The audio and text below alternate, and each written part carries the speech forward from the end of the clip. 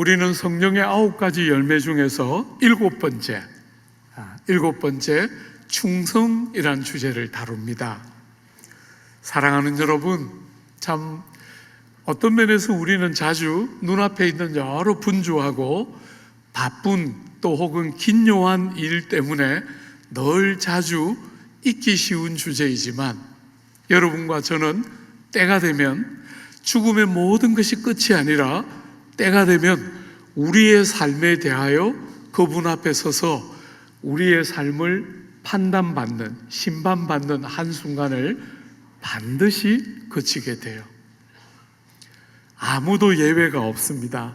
믿는 이는 믿는 대로 하나님의 심판대 앞에 서서 상과 그 수고에 대한 하나님의 판단을 받게 될 것이고, 안 믿는 자들은 영원한 형벌에 던져지는 심판 앞에 서서 하나님의 판단을 받게 돼요.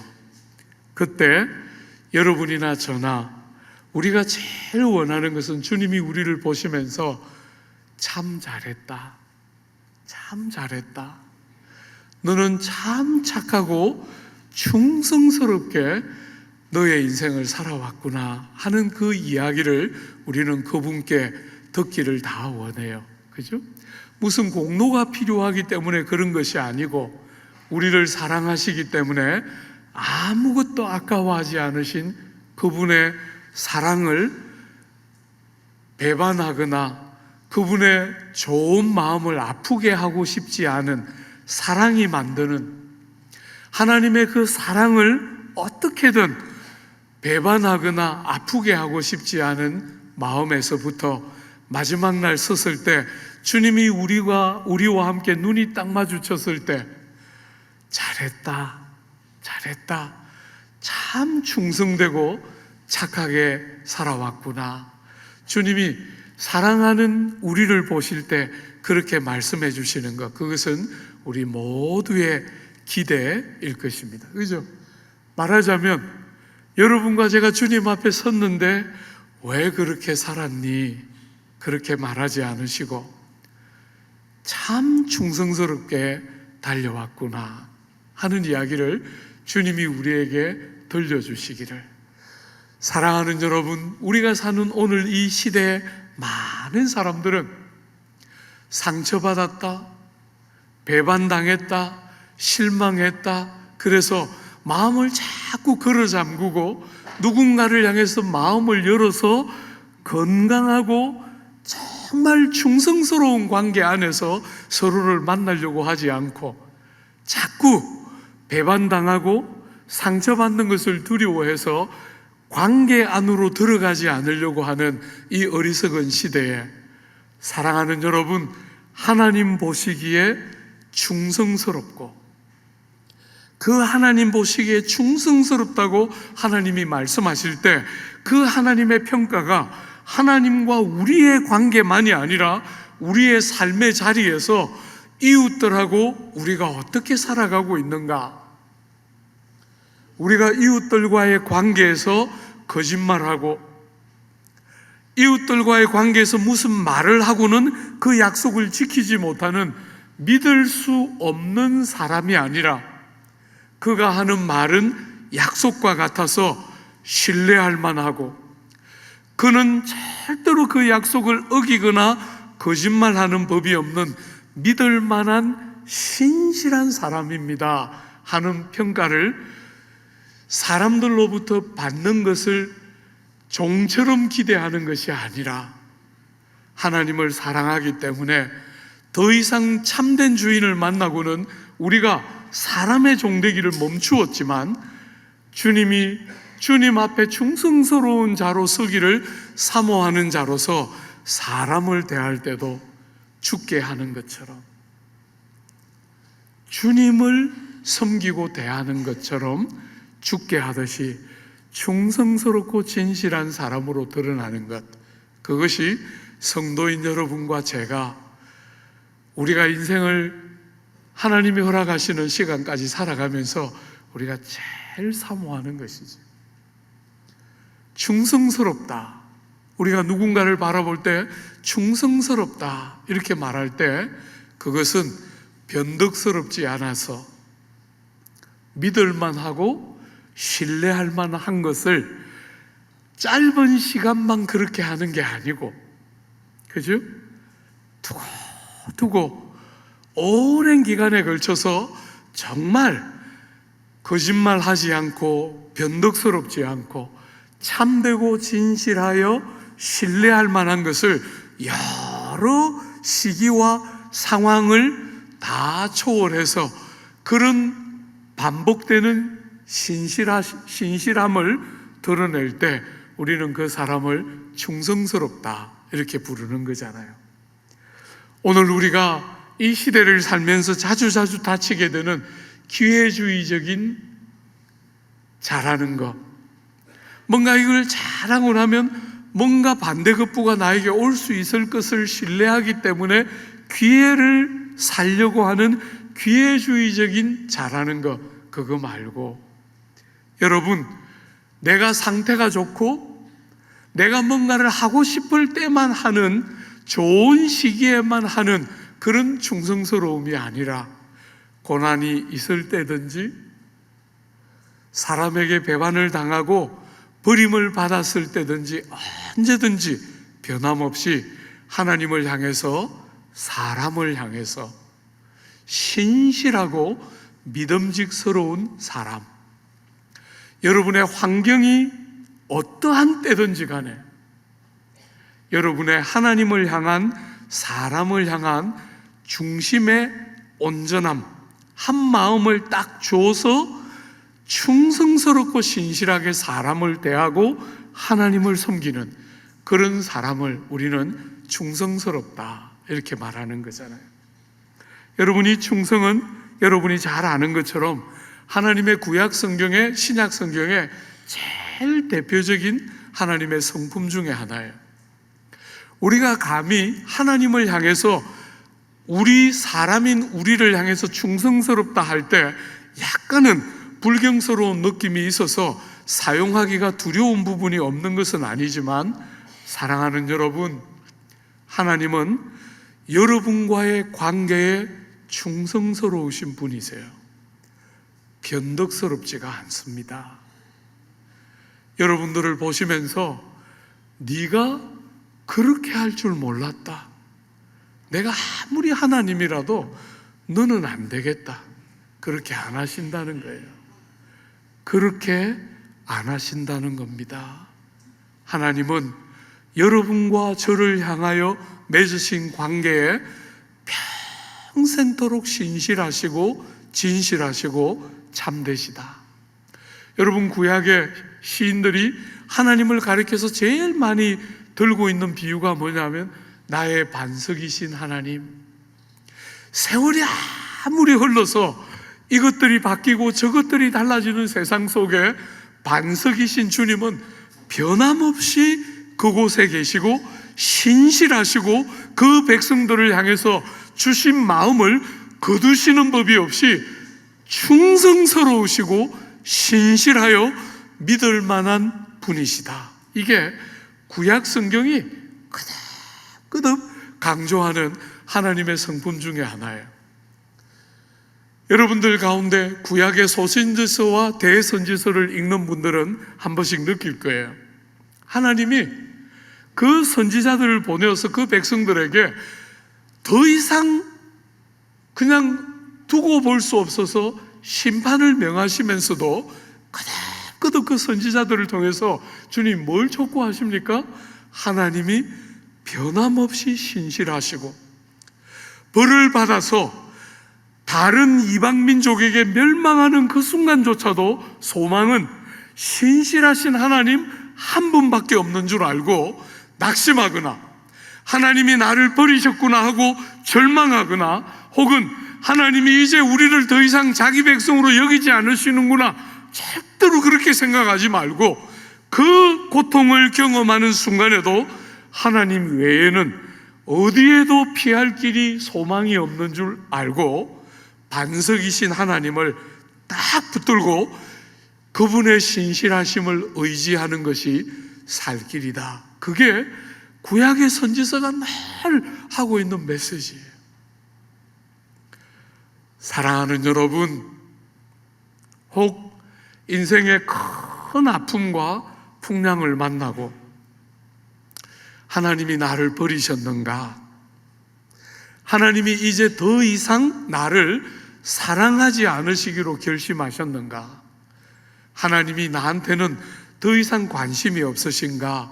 낙심하고 있는 분들이 혹시 계십니까? 여러분들이 그 자리에서부터 세움을 받고 새로운 용기와 힘을 얻을 수 있는 길은 하나밖에 없어요.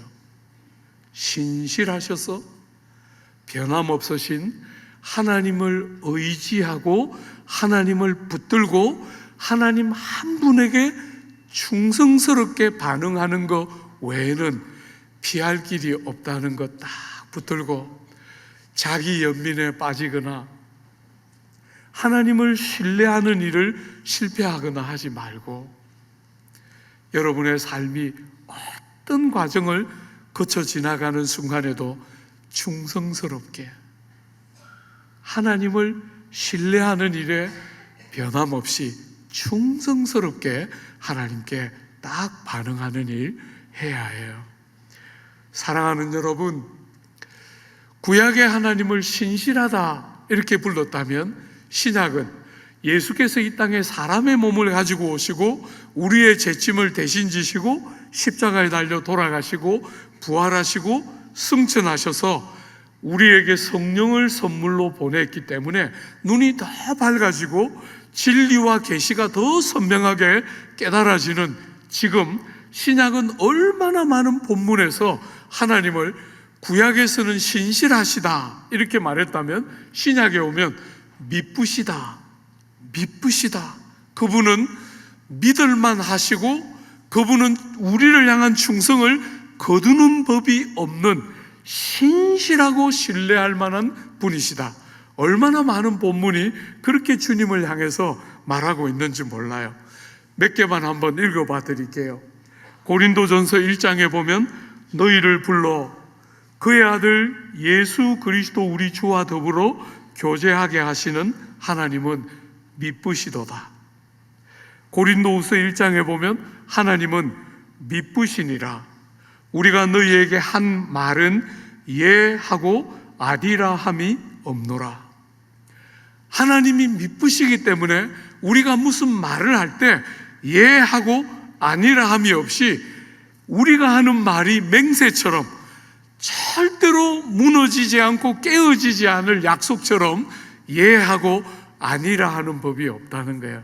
하나님이 신실하시기 때문에 사람을 향해서 여러분과 저도 신실하고 충성스러운 관계로 늘 드러난다는 것이에요. 데살로니가전서 5장에 너희를 부르시는 이는 미쁘시니 그가 또한 이루시리라. 하나님이 신실한 분이기 때문에 약속하신 것을 틀림없이 이루게 될 것이다. 잠시 그 길과 어긋나는 길을 가는 것 같고 잠시 우리가 생각하는 방법이 아닐 수는 있지만 하나님은 그 약속을 반드시 이루시는 미쁘신 분이시다. 이렇게 말하고 있는 거예요. 디모데후서 2장에 우리는 미쁨이 없을지라도 주는 항상 미쁘시니 자기를 부인하실 수 없으시니라. 여러분과 저는 미쁘지 못해요. 그죠? 우리는 우리의 본성을 따라 너무 변덕스럽고 우리가 이런저런 이유를 대면서 얼마나 쉽게 약속을 깨뜨리고 사람과 하나님 앞에 충성스럽지 못한 얼마나 어리석은 자인지 몰라요. 성령이 우리를 돕지 않으시면 충성스러움은 우리의 본성과 관계가 없지요. 사랑하는 여러분, 우리는 미쁨이 없을지라도 주는 일양 미쁘셔서 절대로 그 신실하고 충성스러움의 변화가 없으셔서 여러분과 저의 삶에 정말 우리의 삶을 복되게 하시는 하나님이시다. 여러분, 히브리서 10장은 약속하신 이는 미쁘시니 우리가 믿는 도리의 소망을 움직이지 말고 굳게 잡아야 한다. 하나님은 절대로 여러분과 저와 다르기 때문에 믿음의 도리를 굳게 잡고 요동하지 말고 여러분과 저를 흔들어대는 이 세상에 살면서 절대로 요동함이 없이 신실하게 믿음으로 하나님께 반응하며 살아야 한다, 이렇게 말하고 있는 거예요. 요한일서에 보면 만일 우리가 우리 죄를 자백하면 그는 미쁘시고 의로우사 우리 죄를 사하시며 우리를 모든 불의에서 깨끗하게 하실 것이요, 아들 하나님이 우리의 죄를 대신하여 돌아가셨기 때문에 우리가 우리 죄를 자백하고 하나님의 도우심을 구할 때 우리의 모든 죄를 씻으시고 우리를 정결케 하시고 거룩케 하시는 하나님의 은혜가 신실하신 그분 때문에 우리에게 적용된다는 거예요. 사랑하는 여러분, 그러므로 하나님이 신실하시고 기쁘심으로 여러분과 제가 하나님을 향해서 어떻게 반응하기를 원하십니까? 하나님을 신뢰하고 믿기를. 여러분, 죄의 핵심이 뭡니까? 죄. 창세기 3장에 사람의 삶에 죄가 들어오는데 죄의 핵심이 뭡니까? 마귀가 아담과 하와를 유혹할 때 네가 하나님처럼 되리라, 이렇게 유혹했어요. 사랑하는 여러분, 여러분 중에 어떤 사람도 나는 하나님이다 이렇게 말하는 사람은 아무도 없죠. 그건 병원에 있죠. 예. 아무도 그런 사람은 없어요. 그렇게 하고 다닌다는 말이 아니에요. 여러분이 사는 삶의 모습을 잘 보라는 거예요. 하나님을 하나님 자리에서 끄집어내리고 여러분이 하나님인 것처럼 산다는 거예요. 그게 죄의 중추인데, 그렇게 우리의 죄된 하나님을 하나님 자리에 끌어내리고 내가 하나님인 것처럼 행사하고 살아가는 우리의 삶의 방식이 어떤 방식으로 나타나느냐 하면 그 창세기 3장에 아담과 하와를 유혹할 때 뱀이 어떻게 유혹합니까? 하나님께서 이 동산에 있는 나무의 실과들을 다 먹지 말라 하시더냐 하고 하나님의 말씀을 비틀었어요. 사랑하는 여러분, 뱀은 다 알고 있는 거잖아요, 그죠? 그런데 그 하나님이 하신 말씀을 비틀어서 하나님이 얼마나 엄한 분으로서 너희들에게 무리한 요구를 하고 있는지 하는 느낌을 딱 부각시켜요. 그러자 이 여자가 어리석게 흔들려요. 하나님이 동산 중앙에 있는 나무의 실과는 먹지도 말고 만지지도 말라 하셨다. 여러분, 금지를 더했어요. 주님이 먹지 말라 하신 것은 틀림없지만 만지지 말라 하지 않았어요, 그죠? 그런데 벌써 마귀의 그 유혹에 딱 넘어가서 흔들리고 있는 거예요. 하나님이 정말 무리한 요구를 엄격하게 나에게 하고 계시구나 하는 느낌이 딱 전달되면서 만지지도 말고 먹지도 말라 해서 금지를 더하면서 하나님이 그런 분인 것처럼 흔들리는 모습이 딱 보이자 그 꼬투리를 딱 잡고 뱀이 정면에서 죽지 않으리라. 여러분, 주님은 죽고 또 죽으리라. 죽는다는 표현을 2번 반복했어요. 한국 성경은 정령 죽으리라 했고 좋은 번역이지만 그 뉘앙스를 살리지를 못하는 거죠, 그죠? 유대인들은 그런 틀림없는 사실을 반복함으로 강조했어요. 죽고 또 죽으리라 이렇게 되어 있는데 그 이야기를 정면에서 부정해요. 죽지 않고 오히려 더 좋은 일이 있는데 하나님같이 될 것이다 이렇게 말하는 거예요. 여러분, 사람이 스스로 하나님을 끌어내리고 자기가 하나님처럼 되려고 할 때 제일 보편적인 죄된 방법이 뭐라고요? 하나님의 말씀을 의심하면서 부정하고 말씀을 따라 살지 않을 때 더 좋은 일이 있다는 마귀와 세상의 방식을 선택하는 어리석음.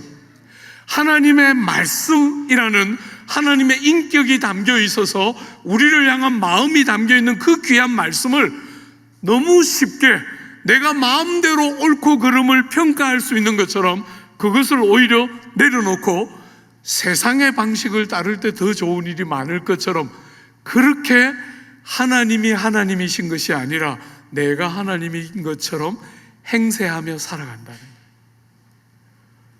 사랑하는 여러분, 하나님은 신실하신 분이셔서 여러분과 제가 하나님을 대할 때 하나님을 신뢰하기를, 하나님을 믿기를, 하나님을 의지하기를 가장 기뻐하시는 거예요. 여러분이 자식을 낳아서 길러보니까 언제가 제일 좋아요? 자식이 손에 뭐 들고 오면 불안이 더 커지잖아요. 저거 갖다 놓고 얼마나 또 챙겨갈까. 부모 중에 그렇게 생각하는 사람은 아무도 없지만 어쨌거나 그런 게 우리의 기쁨의 핵심이 아니잖아요. 그죠? 삶이 그렇게 무너지고 아플 때 엄마와 아빠를 신뢰하면서 그 아픈 이야기를 해줄 때, 아빠, 엄마 어떻게 살아오셨어요? 삶이 이렇게 아프고 어려운데 아빠, 엄마는 어떻게 살았어요? 하고 그 마음에 누구에게도 열 수 없는 이야기를 열어서 말할 때 제일 행복한 거 아니에요? 자식들이 엄마를 신뢰하고 아빠를 사랑하는 표현들이 그럴 때 드러나는 거잖아요. 사랑하는 여러분, 여러분들이 세상을 살아갈 때 하나님 믿으시고 신실하신 하나님을 의지하고 신뢰하고 믿을 때 하나님이 얼마나 좋아하시는가. 로마서 4장에 아브라함 이야기를 하시면서 이렇게 표현해 뒀어요. 아브라함이 바랄 수 없는 중에 바라고 믿었으니 그가 100세가 되어 자기 몸이 죽은 것 같고 사라의 태에 죽은 것 같음을 알고도, 그게 다 눈에 보였어요. 그죠? 내 몸으로 아이를 낳는 것은 불가능하다 하는 것이 보였는데도 믿음이 약하여지지 않고 믿음이 없어 하나님의 약속을 의심하지 않고 믿음으로 견고하여져서 하나님께 영광을 돌리며 약속하신 그것을 또한 능히 이루실 줄을 믿었다. 하나님께 큰 영광. 여러분, 하나님이 영광을 받으셨다. 여러분과 저처럼 부족하고 모자라고 허물투성이고 자주 넘어지는 우리같이 어리석은 자를 통해서 하나님이 영광을 받으셨다 할 때 여러분은 주로 무슨 생각을 합니까? 세상이 깜짝 놀랄 만한 위대한 일을 하고 어떤 업적을 남겼다. 우린 자꾸 그렇게 생각해요. 사랑하는 여러분, 하나님의 기준은 다릅니다.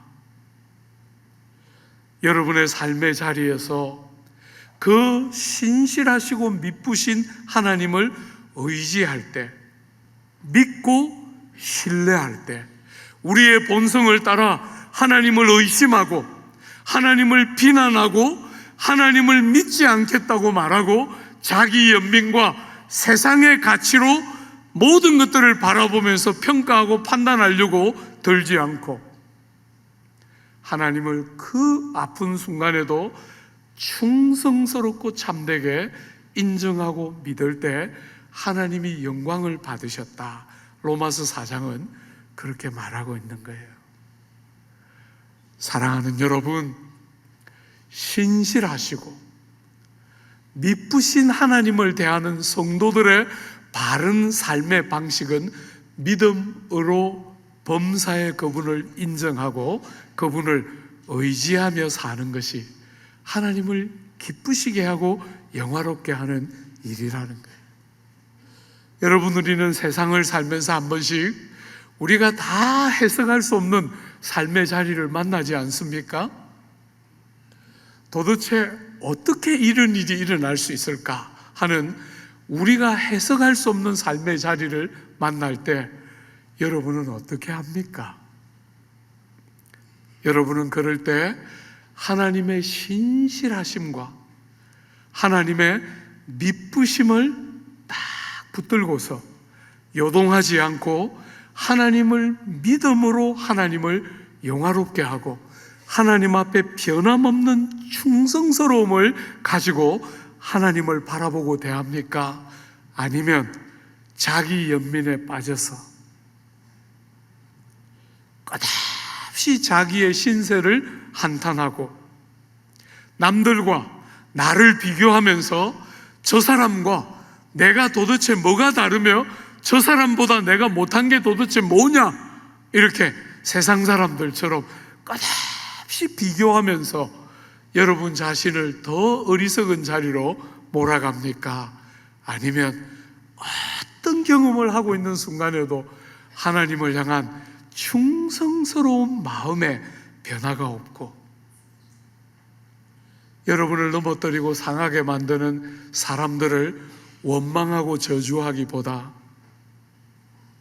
그들이 어떻게 여러분을 대했을지라도 변함없이 충성스럽게 사람들을 대하는, 그게 여러분의 삶의 방식입니까? 사랑하는 여러분, 히브리서 11장에는 충성스럽게 한 생을 살았던 믿음의 사람들이 쫙 나옵니다. 대부분의 인물 하나하나를 다 볼만한 가치가 있어서 우리가 굉장히 짧지 않은 시기 동안 우리가 그 히브리 11장에 등장하는 많은 인물들을 하나하나 우리가 다루었던 적이 있어요. 그 중에 오늘 특별히 모세 한번 생각해 보려고 그래요. 사랑하는 여러분, 모세를 가리켜서 주님은 이렇게 표현했어요. 민수기 12장에 보면 모세를 가리키면서 이르시되 내 말을 들으라. 너희 중에 선지자가 있으면 나 여호와가 환상으로 나를 그에게 알리기도 하고 꿈으로 말하기도 하거니와 내 종 모세와는 그렇지 아니하니 그는 내 온 집에 충성함이라. 모세를 가리켜 주님은 충성스러운 자다 이렇게 불렀는데, 선지자들과 비교하시면서 선지자들도 참 충성스럽고 말씀을 잘 대언한 자들이지만 모세는 내 온 집안에, 뭘 말하는지 저는 해석을 좀 잘 못하겠어요. 여러분들도 그냥 느껴요. 모세를 보시면서 충성스러운데 내 온 집안에 충성스러워서 그런 부분에서 선지자들과 구별된다, 그렇게 모세를 불렀어요. 모세는 주님의 부름을 따라 그 이스라엘 백성들을 섬기면서 많은 고난을 통과했어요. 먹고 마시는 문제가 조금만 기대처럼 되지 않으면 불평하고 원망하고, 성령의 은사를 하나님이 그 백성들에게 주셨을 때 그 성령의 은사를 가지고 있다고 주장하면서 대적하고, 사랑하는 여러분, 그가 여인을 처했을 때 그 결혼 문제를 가지고 제일 가까운 누이와 형이 그를 공격하고, 가나안의 제일 중요한 지도자들이 다 일어나서 고라와 다단을 중심으로 대적하고 거스르고, 사랑하는 여러분, 가나안 정탐꾼들이 가서 나쁜 보고를 하자 많은 사람들이 믿음의 길을 떠나서 모세를 죽이려고 드는 그 끝없이 패역한 백성들을 붙들어 섬기면서 하나님 앞에 충성스럽게 살았어요. 여러분, 성경은, 구약 성경은 두 번에 걸쳐서 모세에게 주님이 말씀하셨어요. 가데스 바네아에서, 그것보다 더 먼저는 시내산에서 금송아지 우상을 섬길 때 하나님이 너무너무 마음 아파하시면서 모세에게 말씀하세요. 얘들 다 정리하고 너로부터 새로운 민족을 만들자. 얼마든지 모세가 당했던 일을 생각하면 그렇게 하고 싶을 법한데 모세는 그 충성스러움이 깨뜨려지지 않아요. 하나님께 뭐가 정말 영광인가? 사랑하는 여러분, 그 하나님의 영광을 그 백성과 연결시켜서 이 백성들이 잘 돼야 하나님이 영광을 받는 것이기 때문에 이들 다 죽이는 거 절대로 동의하지 않고 야심을 내려놓고 자기 중심적인 투기심과 질투심을 다 내려놓고 하나님과 그 백성에게 제일 좋은 선택을 충성스럽게 하면서 그의 부름을 감당하는 모습을 우리는 보게 돼요. 사랑하는 여러분, 참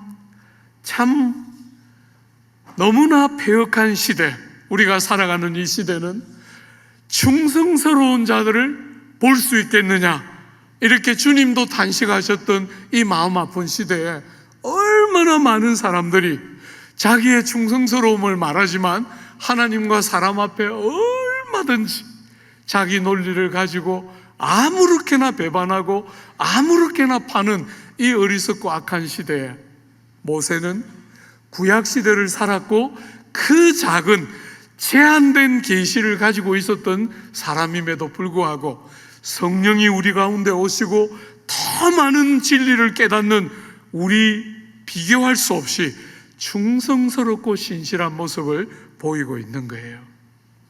사랑하는 여러분, 주님이 우리 안에 없는, 육체를 따라 어머니 속에서부터 죄중에 태어난 여러분과 저에게 없는, 변덕스럽고 끝없이 배반하고 끝없이 누군가를 상처받았다면서 비판하고 정죄하기를 좋아하는 악한 우리의 본성을 거슬러서 하나님 한 분에게 마음을 드리는 평생의 충성을 변함없이 올려드리고, 그 하나님 앞에 충성하기 때문에 사람들을 대할 때 내 방식으로, 내 기준으로, 세상이 말하는 방식으로 절대로 대하지 않고 하나님이 나를 대하신 방식처럼 나도 누군가를 변함없는 신실함을 갖고 대하는 그런 성도들이 나와주기를, 여러분과 저 안에 있는 어떤 자질을 말하는 게 아니고 은혜의 성령이 우리 속에 내주하시면서 우리의 본성의 문제와 우리의 자질의 문제가 아니라 그분이 우리 속에 들어와 계시고 우리가 하늘 우리 아버지를 사랑하기 때문에 생기는 그분을 닮아가는 바뀜과 다름이 우리의 삶에 묻어나기를 주님은 기대하고 원하시고 있는 거예요. 사랑하는 여러분, 이 모든 충성스러움의 출발은 어디입니까? 하나님의 사랑을 깨닫는 데서부터 출발합니다. 마지막 날 무슨 공을 세워서 하나님 앞에 잘했다, 그렇게 칭찬받고 싶다는 말이 아닙니다. 하나님이 우리를 어떻게 사랑하는지를 깨달아서 이 충성은 시작하지요.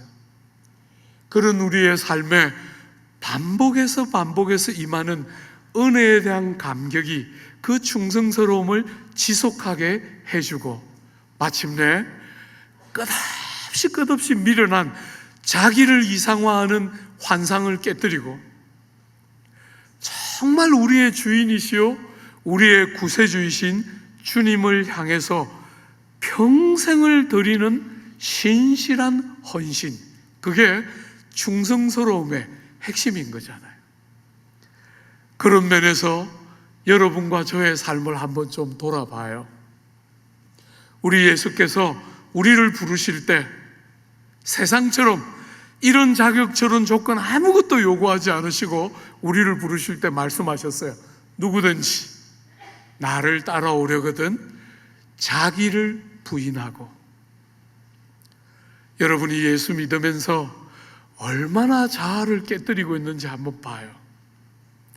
주님, 나는 다른 어떤 것보다도 내 자신이 주님을 따르는 충성스러운 걸음의 걸림돌입니다. 여러분을 그렇게 보신 적이 있습니까? 자기를 부인하고 온 세상은 자기를 어떤 자리에 모시고 하나님처럼 자기를 떠받들고 자기가 제일 중요하다고 부르짖는데, 여러분과 저는 주님이 우리를 부르실 때 자기를 부인하고 자기의 십자가를 지고 나를 따르라 하신 그 말씀 딱 붙들고 절대로 자기를 높이거나 자기를 부추기는 일이 없이 자기를 깨뜨리고 자기를 내려놓고 십자가를 탁 지고 주님이 부르시는 그곳으로 충성스럽게 가고 있는가 한번 보십시오. 사랑하는 여러분, 여러분과 저의 삶에, 우리의 삶에 주님 빼놓고 주님이 아닌 다른 어떤 것도 우리의 삶에 우선 자리를 차지하고 있는 것이 없도록, 충성스럽다는 것은 두 주인을 모시지 않는 거잖아요. 그죠? 이 사람도 주인이고 저 사람도 주인이 되는 게 아니고 충성스럽게 하나님 한 분이 삶의 제일 우선 자리를 차지하고, 어떤 것도 누구도 어떤 상황도 그분 외에 내 삶의 우선 자리를 차지하는 것이 없는가 한번 보라는 거예요. 아내도 남편도 선물로 주셨는데 그 선물로 얻은 이 귀한 선물들이 여러분의 삶에 더 중요한 자리에 있지 않는지 보라는 거예요. 조국 사회는 얼마나 많은 사람들이 자식 하면서 사는데 하나님이 주신 선물인데 그 자식이 하나님보다 더 우선 자리에 있지 않은지 한번 보라는 거예요. 사랑하는 여러분, 돈, 어떤 면에서 오늘 이 시대에 많은 사람을 넘어뜨리는 핵심 주제라 할 수 있는 돈. 여러분들은 돈을 어떻게 쓰고 있는지 한번 보십시오. 사랑하는 여러분, 가난할 때 정말 땀 흘려서 이래도 손에 작은 것을 쥘 때, 여러분, 저는 돌아보니까 제 인생에 그런 시간이 있었는데 그때가 제일 행복했어요. 원하는 거 마음대로 사 먹고 원하는 마음대로 할 수 있는 그 어떤 때가 행복한 게 아니고, 돈이 없어서 절절 매고 정말 가난하게 살았을 때 작은 것을 사 먹을 때 행복하고, 정말 원하는 일을 제대로 못했지만 꿈을 꾸면서 그렇게 행복하게 살았던 경험들이 기억이 나는데, 많은 사람들이 돈을 자기 것이라고 생각합니다.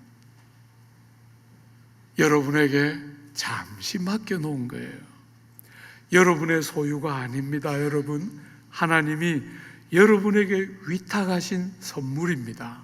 자식이든 이 땅에 한 번의 생이든, 사랑하는 여러분, 돈이든 여러분의 신분이든 지위든 주님이 여러분에게 위탁하신 선물이에요. 청지기처럼 살아가고 있습니까? 여러분이 하나님인 것처럼, 주인인 것처럼 살아갑니까? 아니면 청지기인 것처럼 부름받은 그 일에 충성스럽게 돈을 쓰고 사용하는 일에도 충성스러움이 묻어 있는지 한번 보십시오.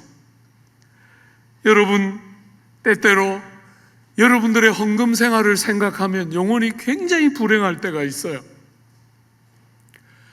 너무나 많은 사람들의 헌금 생활이 무너져 있습니다. 11조를 규칙적으로 하는 사람이 점점 줄어들고, 소견에 오른 대로, 생각에 오른 대로 저 사람도 이렇게 살고 있구나 하는 것을 한 번씩 느끼면 영혼이 무너져요.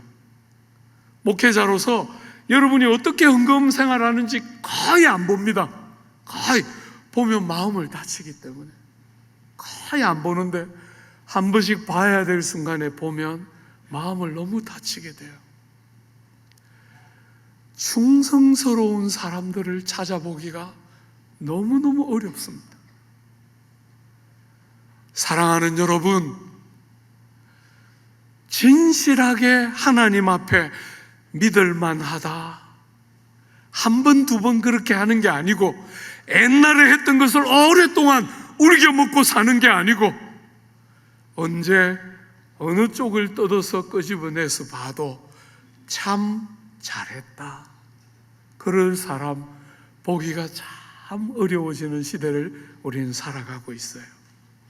사랑하는 여러분, 이렇게 부요한, 하나님이 상상할 수 없는 부요를 우리에게 선물로 주셨는데 사람들은 그 부요를 잃어버릴까 염려하고 걱정하고, 그 부요가 주는 안락함과 안일함을 잃을까 염려하고, 쉬운 길, 넓은 길이 아닌 좁은 길로 갈까 염려하는 것이 오늘을 사는 많은 사람들의 삶의 자세인 것 같아요. 다 잃어도 되니까 하나님 한 분에게 충성하고 다 없어도 되니까 사람을 신실하게 아껴주고 소중히 여기는 그런 사람 충성이라는 열매가 여러분과 저의 삶에 있기를 주님은 너무너무 원하고 계신 거예요. 사랑하는 여러분, 얼마나 많은 사람들이 의심하고 서로를 믿으려고 하지를 않아요.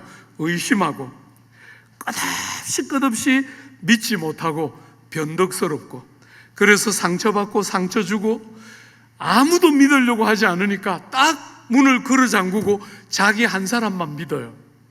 그러니까 얼마나 완고하고 얼마나 고집스럽고 아무에게도 양보하지 않는, 정말 너무너무 갈수록 이렇게 단단해져 가는 어리석은 시대에 하나님 한 분을 향해서 변함없는 충성을 어떤 상황에도 드리고, 여러분 그 충성이 눈에 보이지 않는 하나님을 향한 그 신실함과 충성스러움이 옆에 있는 사랑하는 지체들을 향해서 그가 하는 대로 갚아주고, 그가 하는 대로 온갖 방식으로 내 방식으로 그를 정죄하고 비난하고 끝내는 게 아니라, 그가 어떻게 나를 대했을지라도 하나님 앞에 충성스럽고 신실하게, 하나님이 나의 주인이시고 임금이시므로 사람을 대하는 나의 자세도 주님께 하듯이 정직하고 신뢰할 만한 사람으로 사람을 그렇게 섬기는 충성. 사랑하는 여러분, 우리는 얼마나 세상이 달라졌다, 사람들이 그렇게 안 산다 이렇게 말하면서 우리의 어리석은 죄성과 실패들을 늘 정당화하는 자리에 머물러 있어서는 안 되겠어요. 힘을 다해서 시대가 어떻게 가든지 절대로 변함없이 신실하고 충성스럽게 하나님과 사람을 그렇게 섬기고 사랑하는 믿음의 사람들 다 되어주시기를 기대하고 축복합니다.